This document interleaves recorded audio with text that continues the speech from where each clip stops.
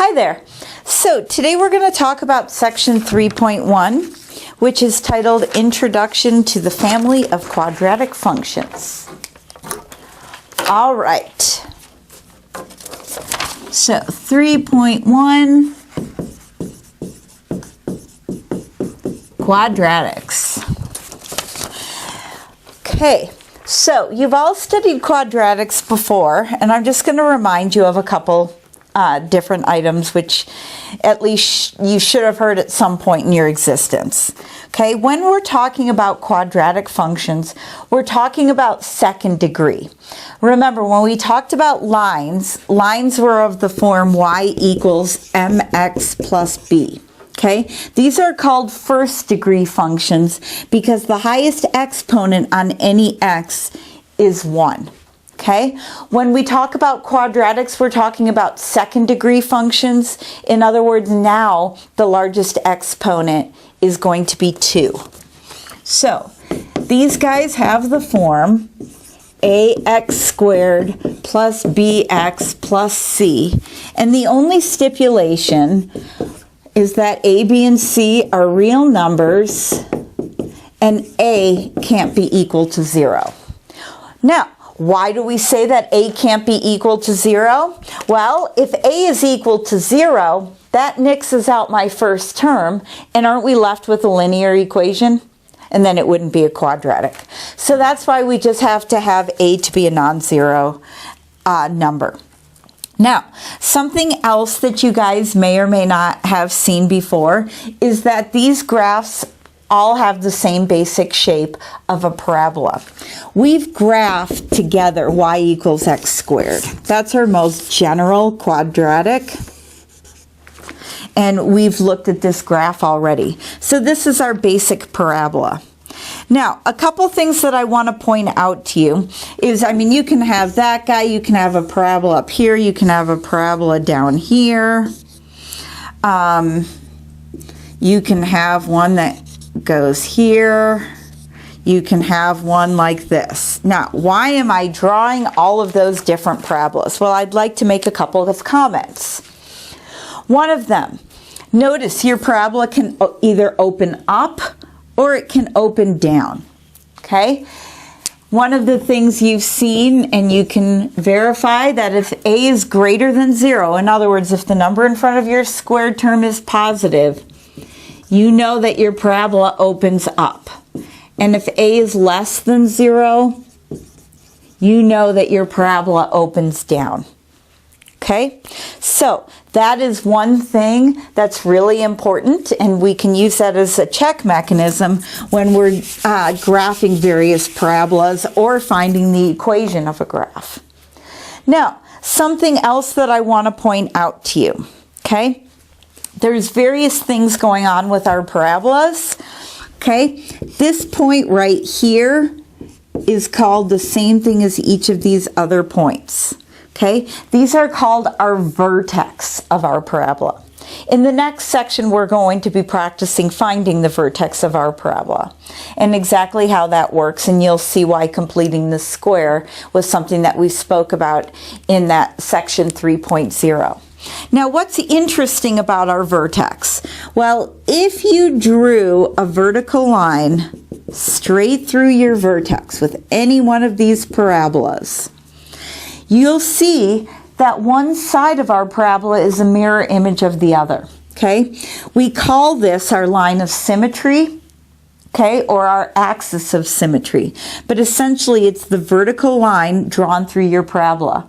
And it's pretty nice property to know that whatever happens on one side, the exact same thing happens on the other side. Okay, now some other things that we like to talk about with parabolas is the following. We often like to know our zeros of our parabola, okay? And we'll get into this a little further, but when we're talking about the zeros of a parabola or the zeros of any function, what do we mean? What we mean is we want to know where our function is equal to 0. Okay? We were practicing solving these in section 3.0 when we would, for example, use our quadratic formula. Now, let's talk about this. What are we wanting to find? We're wanting to find the values of x that we plug in that make our function equal to 0. By definition, isn't that equivalent to our x-intercepts? Okay? Remember, we're looking for the value of x where our function or our y value is 0. Okay? So, with this example right here, our vertex is precisely the 0 of our function.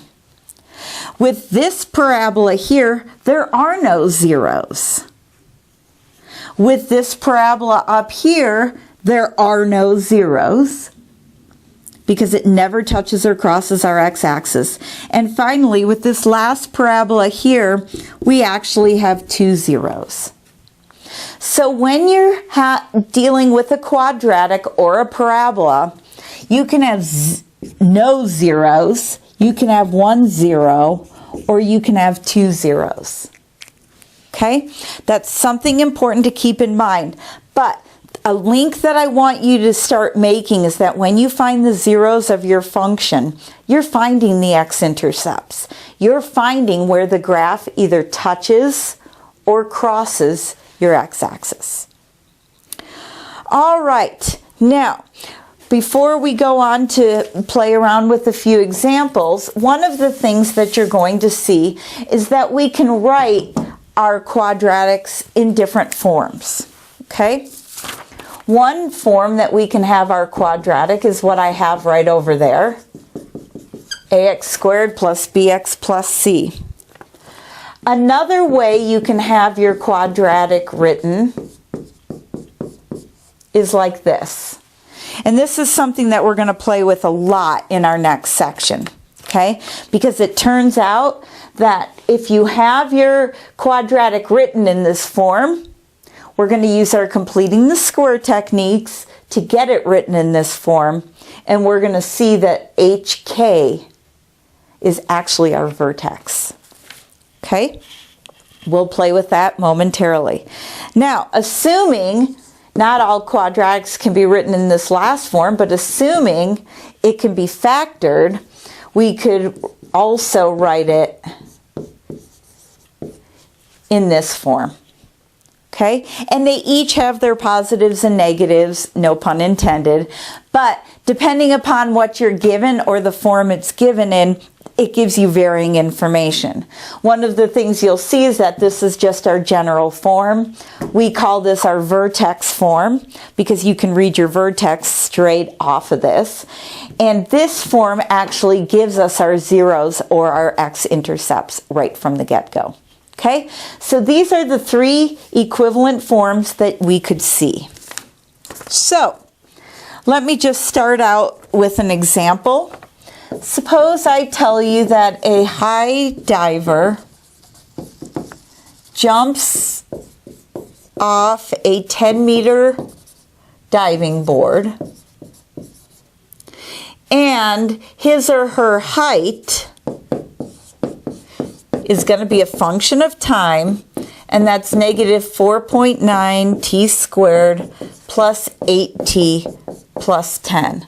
And I'm going to tell you the unit of h is meters and t is the time in seconds after the diver leaves the board.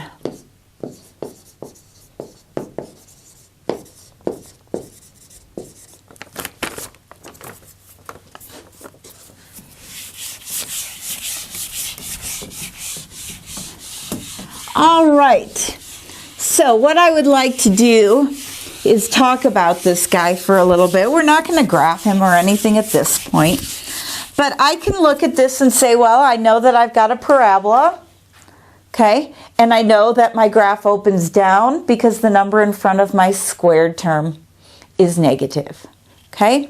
Notice, t is the time in seconds after the diver leaves the board. So, we're not going to have a negative time, I think you will grant me, that my domain starts at t equals 0.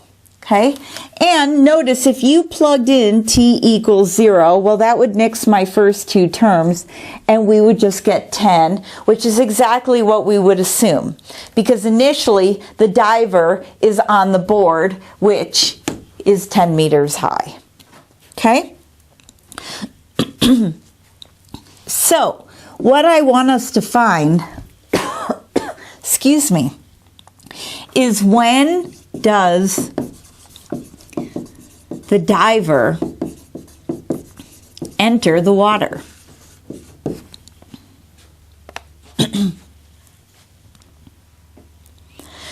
Well, my diver enters the water when? Notice I'm looking for time. If I'm looking for time, I better be given the value of my function. And I claim what we're wanting to do is find the value or values of t when our height is equal to 0. Again, because the board is 10 meters above the water. So we set our height equal to 0.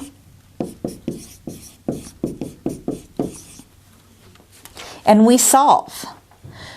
Notice, what are we solving here?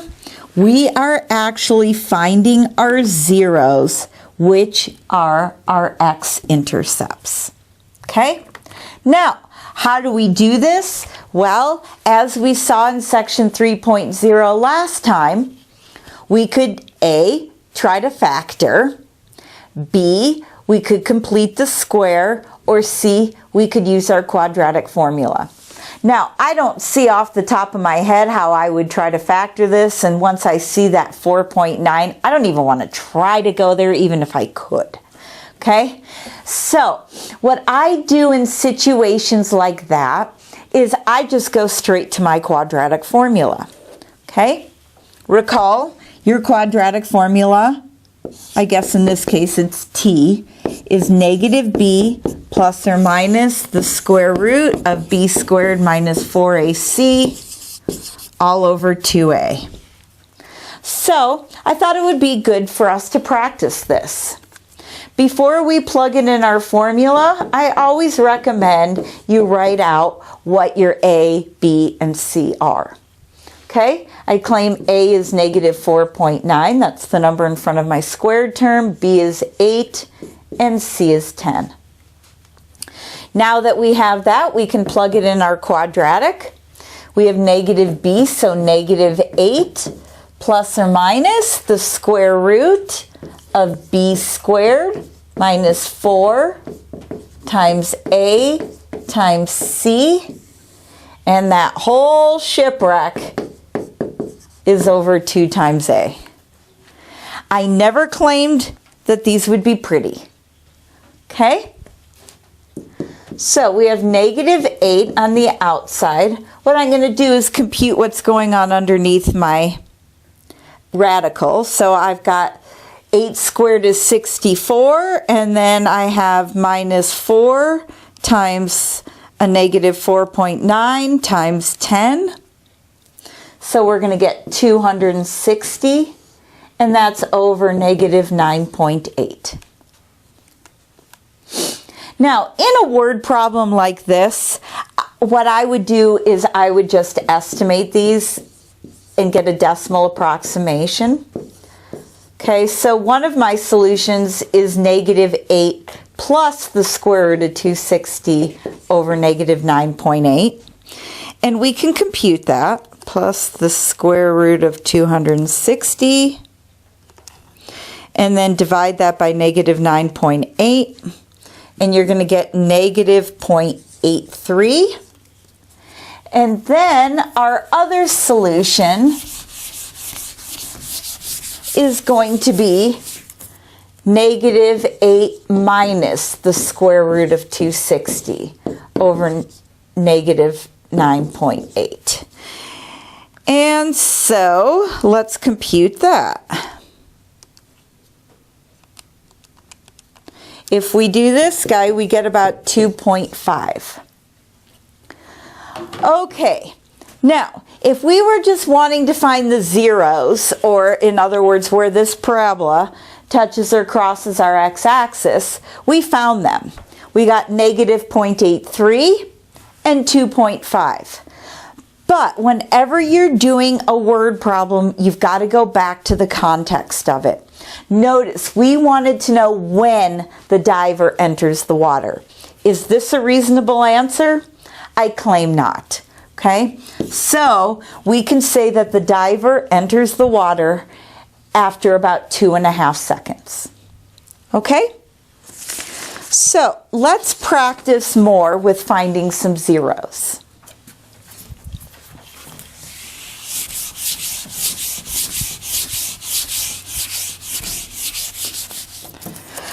All right, so what if I wanted us to find the zeros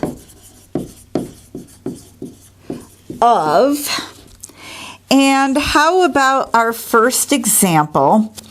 Let's say, well, they write it as Q of R is 2R squared minus 6R minus 36. Now here they tell us to do it by factoring. So I'll actually listen to them. Okay? Now, again, what does it mean to find the zeros? It means we want to find the values of R where our function is 0. Okay, let's go back to factoring. The first thing you should do whenever you're factoring something is pull out any common factor. And I claim we're in luck because we've got a 2 in each of these terms. So if I pull a 2 out, I'm left with R squared minus 3R minus 18. Okay? I still need to write my 2. And now let's finish factoring. Okay? Notice I want to find two numbers, since I've got a 1 in front of my squared term, whose product is negative 18 and whose sum is negative 3. Well, the only way we can multiply up to get a negative number is if one of my numbers is positive and one is negative. All right, so again, if you're not sure, you can write down all the numbers that multiply up to 18. And we'll see that if we have a positive 3 and a negative 6, that'll work. All right, well, notice now I have the product of 3 things equal to 0. So we could say, well, either the first one is 0, or the second one is 0, or the third one is 0. I think you'll grant me that this first thing is nonsensical. So my zeros are negative 3 and a positive 6. All right. Let us find the zeros of this other function here.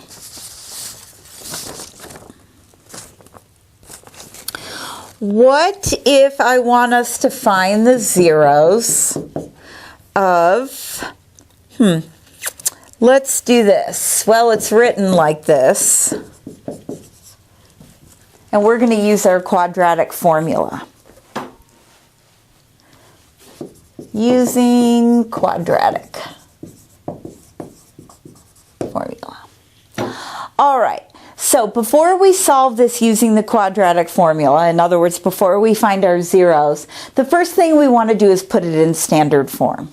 Okay? What do I mean? Well, you want to put the terms in what we call descending order. So start with the highest exponent of x and then move down the line. Okay?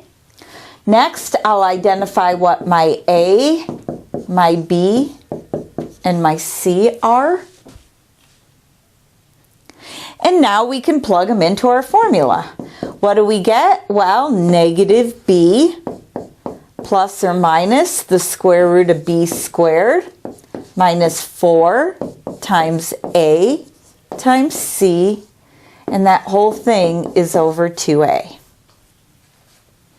Numbers here are a bit nicer than the last example we did. So what do we have? We have negative 5 plus or minus. Well, this is 25 plus 12, so 37 over negative 2. Okay? So we could say, if we want to leave it in exact form, one solution is negative 5 plus the square root of 37 over negative 2. And the other solution is negative 5 minus the square root of 37 over negative 2. Now, personally, it does not give me a good feeling to have a negative number in my denominator. Okay? What I tend to do is get rid of my negatives because I don't like having a negative in my denominator, but this is certainly a correct way that we could put this. Okay, and if you want to get a decimal approximation, well then certainly what we could do is take negative 5 plus the square root of 37, divide that by negative 2, and so one solution is about negative 0.54. And then we could take negative 5 minus the square root of 37, divide that by negative 2, and you'll see that our other solution is about 5.54. All right. Now, what if I want us to find the zeros of this particular function?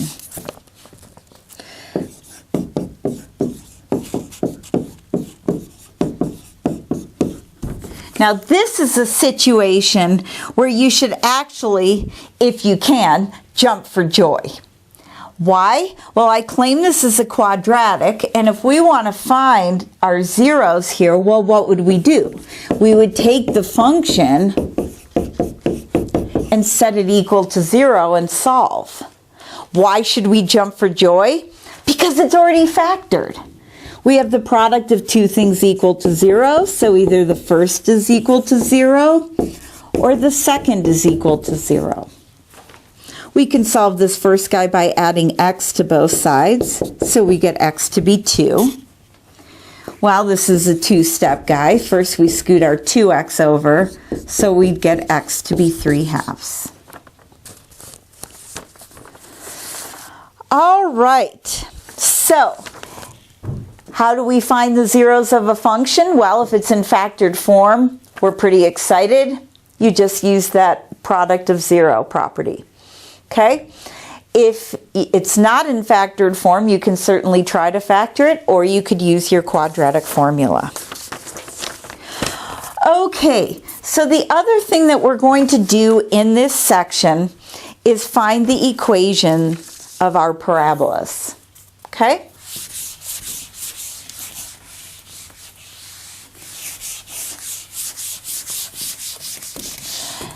Now, I had mentioned before that there's 3 different ways that we can write out the equation of our parabola, and which form we use, I'll rewrite them again, which form we use really depends upon what we're given. So I think I had x minus p, x minus q, and then we had this form. Okay, and the thing that I had mentioned about this is h and k. That's my vertex. Okay, again, we'll play with that next time. Okay, so what I would like us to do right now is practice finding equations of our parabola. Let me draw a parabola right now. And this is not drawn to scale. I'm making that caveat for myself right now. But pretend that's a parabola. Okay? Now, what we want to do is find the equation of this parabola. Notice something. What are we given? Aren't we given our zeros? Okay? Do you agree that 1 is a 0 of this parabola? And do you agree that 4 is a 0 of this parabola? Okay? Well, if 1 is a 0, I claim x minus 1 is a factor. I'll show you why momentarily. Similarly, if 4 is a 0, x minus 4 has to be a factor. Now we will have a number a in front of this, but why is that the case? Well, if this is a 0 and this is a 0, okay, then what do we have? We've got the product of two things equal to 0, so either the first one is 0, doesn't that give us x equals 1? Or the second one is 0, and that gives us x equals 4. Okay, so in general, if the letter P is a 0, then x minus P is a factor. Okay, let me just go through this one more time. So for example, if you're given that 3 is a 0, x minus 3 has to be a factor. If negative 5 is a 0, well then x minus a negative 5, aka x plus 5, is a factor. Keep that in mind. All right, so here is what's going on. What we want to do is find the equation of this parabola. Okay? If we want to find the equation of this parabola and we're given the zeros, this is the form you want to use. If we want to find the equation of a parabola and we're given the vertex, you'll see that this is the form we want to use. Okay? Now, we're not done yet. I know that x minus 1 is a factor. I know that x minus 4 is a factor. But I can't assume that a is just equal to 1. Fortunately, we're given one more piece of information. Aren't we given that the graph goes through the ordered pair 0, 4? Now, where did I get that from?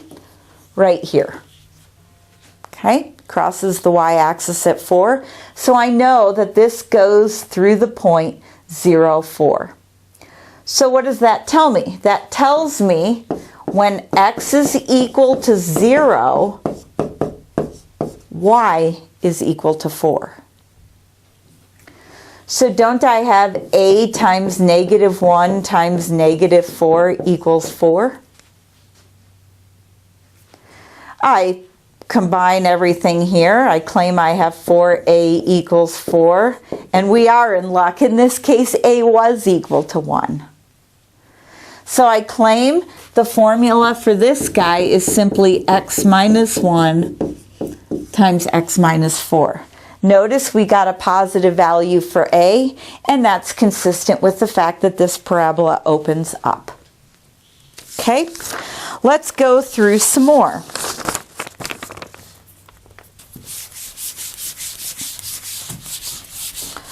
Okay, what if now we want to find the formula for the quadratic function?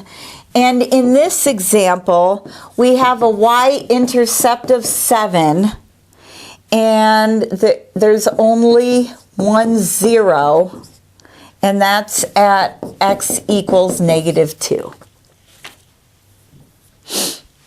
We call this a repeated 0. Well, again, notice we're given the information about our zeros. Therefore, this is the format we're going to want to use. Well, I have a.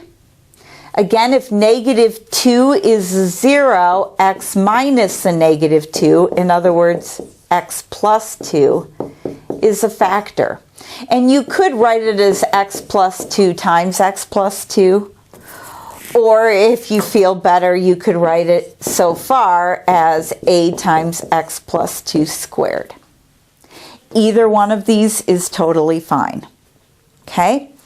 Again, now that we've put in our zeros, we need to find the value of a, and we are given another point on our graph. We're given that the graph passes through 0, 7.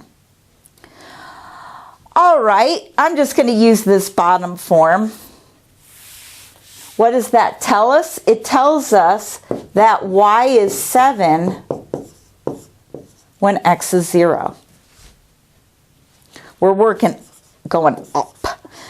So 0 plus 2 is 2, and 2 squared is 4. So I'm solving 7 equals 4a, so a is 7/4. So my final answer here would be 7/4 x plus 2 quantity squared.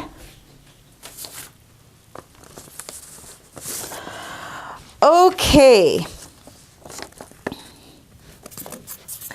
Now, let's do one more guy like this. What if now I tell you that the y-intercept is 7 and I have an x-intercept at 1 and at 4? Oh, it's very similar to this, except I have a different y-intercept. Okay, again, we're given our x-intercepts. In other words, we're given our zeros. So when that happens, you want to write it in the factored form. Okay, this takes into account an x-intercept of 1, and it takes into account an x-intercept at 4. But now we're going to plug in the ordered pair 0, 7. In other words, when x is equal to 0, y is 7. And again, we're going to get a to be 7/4. Boy, they're consistent with numbers in this book. So my final answer would be that. Okay, let's do another example. What if I wanted us to find a formula for this parabola?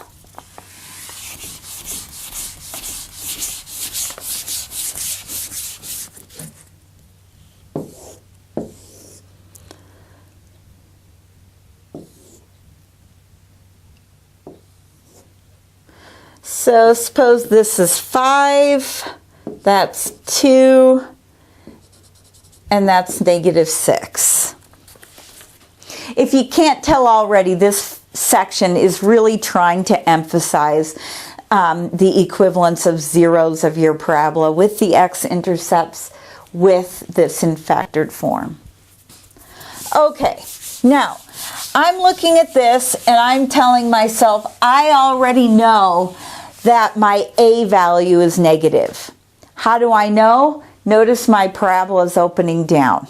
Okay, that's just a nice little check mechanism to have in your head. Again, notice we're given our zeros, so writing our parabola in this form is the way we're going to want to go. So what do we have? Well, if 2 is a 0, x minus 2 is a factor. If -6 is a 0, x minus -6, aka x plus 6, is a factor. All right, my next step is to find my value of a. Again, I'm given an ordered pair, and again, we're given a nice ordered pair, 0, 5. Why do I say that's a nice ordered pair? Because anytime you can plug in something being 0, life is pretty nice. So y is 5 when x is 0. So I have 5 is a times -2 times a +6. So I get -12 times a is 5, or a is -5/12. So my final answer here would be -5/12 times that quantity. Now, could we multiply it out to get it in that form, ax squared plus bx plus c? We absolutely could, but I just assume be as lazy as possible, and plus this form gives us a lot of information. Okay, but again, notice that my a value is negative, which is entirely consistent with what we've been doing. All right, let's do this example. Now what we're going to do is, it says using the factored form. That's just what we've been playing with. What we want to do is find the formula again for the parabola. We're given that the zeros are at -1 and 5, but just to make this guy a little different, let's say that it passes through the ordered pair -2, 6. I claim this is very much what we have been doing. The only difference is we're not given the y-intercept, we're just given some other random ordered pair that the parabola passes through. All right then. So again, even if they didn't tell us using the factored form, if they give the zeros, you probably want to use the factored form because that's the easiest way to go through this. All right, well, if we're using our factored form, let's put it there. If -1 is a 0, x minus a -1, aka x plus 1 is a factor. And if 5 is a 0, x minus 5 is a factor. Again, my next step is to find my value of a. This time, we're not quite as fortunate. What we're given is an ordered pair where there's no 0, so we have a little more computing to do. What we're told is that, hey, when x is -2, see how I plugged in -2? My y value is 6. So what do we have? Well, -2 plus 1 is -1. -2 minus 5 is -7. So I get 7 times a is 6. So a is 6/7. And I can plug that right in. Okay, so one more example that I would like to do is as follows. It says a snowboarder slides up from the bottom of a half pipe and comes down again, sliding with little resistance on the snow. Her height above the top edge of the pipe, t seconds after starting up, so t is in seconds after starting up, is given as follows: -4.9 t squared plus 14t minus 5. And what we want to know first is what is her initial height. And it should give us units. Yes, the height is in terms of meters.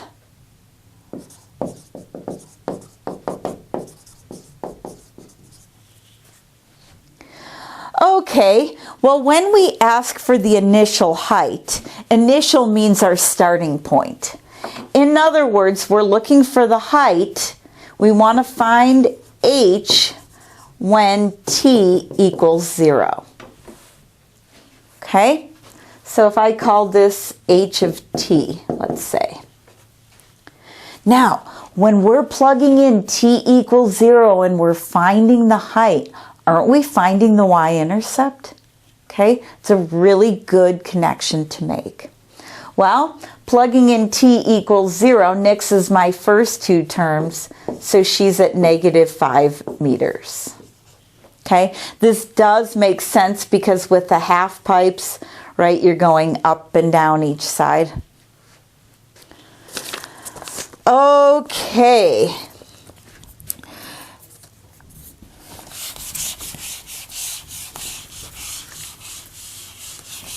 Now, what if we wanted to know what her height is oh, I don't know, after 2 seconds. Could we find that? I claim we could. What we would do is compute h of 2. So negative 4.9 times 2 squared plus 14 times 2 minus 5. Now you notice in all of these questions where someone's jumping off of something or going down, you have this negative 4.9. That has to do with the acceleration due to gravity. So let's compute this. Negative 4.9 times 4 plus 28 minus 5. So she's going to be 3.4 meters high. All right. Now, let's ask ourselves this. When is she at a height of 0?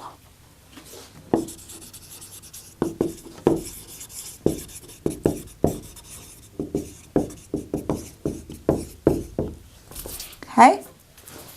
Well, again, we're wanting to find our value or values of t when h is equal to 0.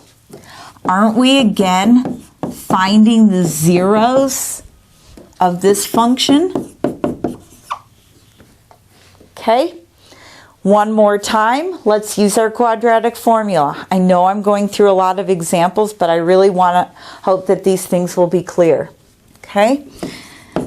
And let's actually see what our values are. Well, A is negative 4.9, B is 14, and C is negative 5. We can plug this in our quadratic formula. You get negative B plus or minus the square root of b squared minus 4 times a times c all over 2 times a.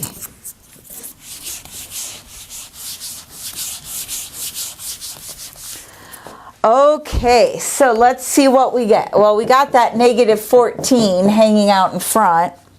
Now what I'm going to do is compute this value underneath my radical. That's called my discriminant. So we have 14 squared minus 4 times negative 4.9 times negative 5. So we're going to get 98 over negative 9.8. Now I'm going to get a decimal approximation. So one of my solutions is negative 14 plus the square root of 98 over negative 9.8. And then my other solution is negative 14 minus the square root of 98 over negative 9.8. And let's see what we get. Negative 14 plus the square root of 98. We divide that by negative 9.8. And we're going to get about 0.42. So after less than a half a second, she's at a height of 0. And then let's compute negative 14 minus the square root of 98. And then we divide that by negative 9.8. And we get about 2.44 seconds.